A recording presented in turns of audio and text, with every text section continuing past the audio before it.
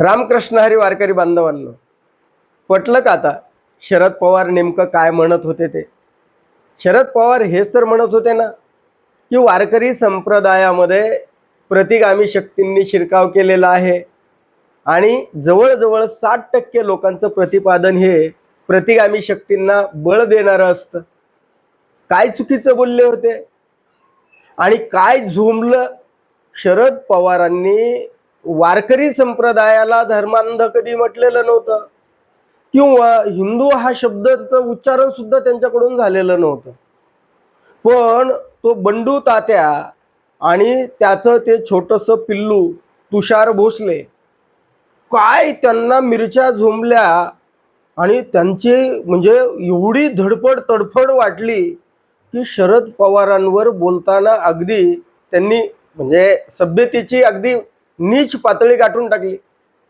म्हणजे काही एक विचार न करता आपण ज्यावेळेस बोलतो त्यावेळेस आपण थोबाडावर आपटू शकतो. म्हणून कधीही विचारपूर्वकच बोललं गेलं पाहिजे. आणि वारकरी संप्रदायामध्ये तरी संयमाला फार महत्व आहे हो. म्हणजे राग द्वेष लोभ, कारण ते यापासून ते मुक्त असतात असं बोललं जातं.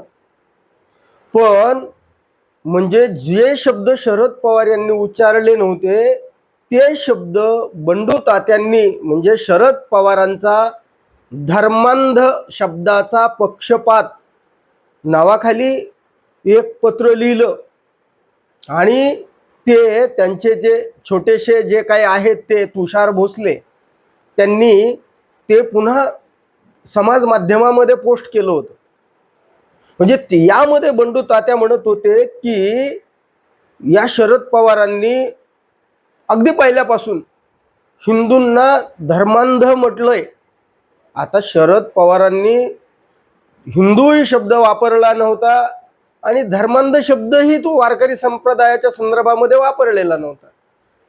पण शरद पवारांना धर्मांध आणि म्हणजे ते हिंदू धर्माला धर्मांध म्हणतात हे सांगण्याची घाई बंडू तात्यांना झालेली होती आणि त्यांनी शरद पवारांना धर्मांध शक्तीला म्हणजे व ते हिंदूंना धर्मांध म्हणतात असं ते म्हणाले. आणि ते यापुढे जाऊन म्हणतात की किती वारकरी संप्रदायातले कीर्तनकार आहेत त्यांची कीर्तनं या शरद पवारांनी ऐकली आहेत. म्हणजे कोणताही आमचा वारकरी संप्रदायामधला कीर्तनकार कोणत्याही धर्मातल्या लोकांवर टीका करत नाही आहे. मग ही कीर्तनं शरद पवारांनी ऐकलीच नाहीत आणि मग तरी त्यांनी हा जावई शोध लावलेला आहे. शरद पवार हे खरं तर हे निधर्मी नाही आहेत तर ते अधर्मी आहेत असं बंडू तात्या बोलले. बरं, आता एवढं वय झालेलं आहे, वारकरी संप्रदायातलं व्यक्तिमत्व आहे, पण शरद पवारांवर बोलण्याची त्यांना खरं तर काही गरजही नव्हती आणि त्यांचा तो धर्मही नव्हता आणि वारकरी धर्मामध्ये ते बसणारही नव्हतं. म्हणजे शरद पवार हे त्या बांगलादेशामधल्या हिंदूंवर अत्याचार होतात त्यावर बोलत नाहीत असंही ते म्हणतात आणि ते शिवसेनेच्या संदर्भातही भाष्य करतात. आता शिवसेना राजकीय पक्ष त्यांच्याबरोबर युती करायची नाही करायची हा राजकीय पातळीवरचा प्रश्न आहे, तो वारकरीच्या पातळीवरचा तर प्रश्न नव्हता. ते म्हणतात की शिवसेनेला धर्मांध म्हणणारे शरद पवार हे त्या शिवसेनेबरोबर युती करतात. पण या बंडू तात्याला कधी असा प्रश्नच पडला नाही की अरे एवढी धर्माभिमानी असलेली भाजपा त्या देशद्रोही ठरवलेल्या त्या महबूबा मुफ्तीच्या PDP बरोबर युती कशी करतात? मुस्लिम धार्जिनं धोरण होतं ना ते, त्यावर कठोर टीका करताना कुठे बंडू तात्या दिसलेले नाही. फक्त शरद पवार त्यांच्या तोंडून जे शब्द आले नाहीत ते म्हणजे त्यांच्या तोंडामध्ये टाकायचे आणि हिंदू धर्माच्या संदर्भामध्ये शरद पवार टीका करतात असं सांगायचं. म्हणजे जवळजवळ हे राजकीय धोरण राबवतायत का? तर याला पाठबळच मिळतं या बोलण्यानं. कारण राजकीय व्यक्तिमत्वावर वारकरी संप्रदायातला माणूस बोलतो त्यावेळेस तो राजकीय ठरतो, त्यानं बोलायची काही गरज नव्हती. पण ते तुषार भोसले नावाचं त्यांचं छोटं पिल्लू त्यांनी तर अतिशय त्याही पेक्षा मोठी पातळी गाठलेली होती. मौलाना शरद पवार जाळीदार टोपी घालून लोकांबरोबर इफ्तारच्या पार्ट्या झोडतात म्हटले, आणि ते कधी त्यांना धर्मांध कधी म्हणू शकत नाहीत म्हणले, आणि त्यांनी ते मुस्लिमांना धर्मांध म्हणणारच नाहीत म्हणले. म्हणजे हिंदू धर्मामध्ये त्यांनी ज्या काही म्हणले 30-40 लोकांची टोळी बनवली म्हणले शरद पवारांनी, आणि ती टोळी त्यांच्या कामामध्ये यशस्वी होणार नाही मी जिवंत असेपर्यंत.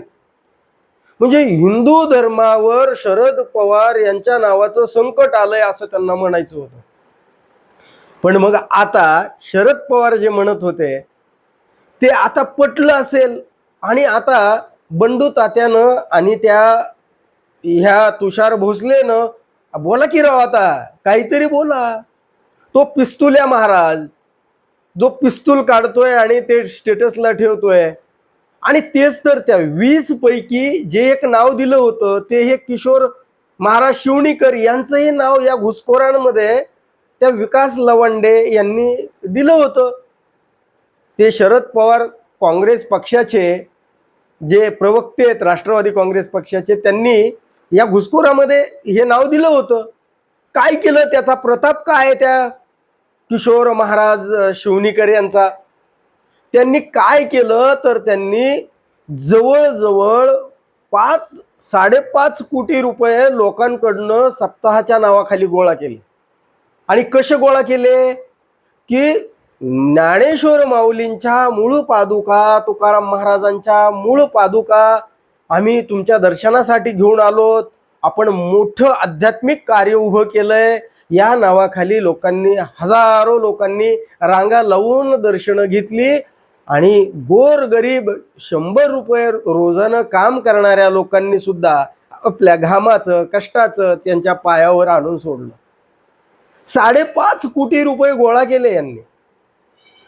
पण त्या मूळ पादुका सुद्धा मूळ नव्हत्या असं त्या आळंदी संस्थांचे विश्वस्त राजेंद्र उमाप यांनी स्पष्ट केलंय.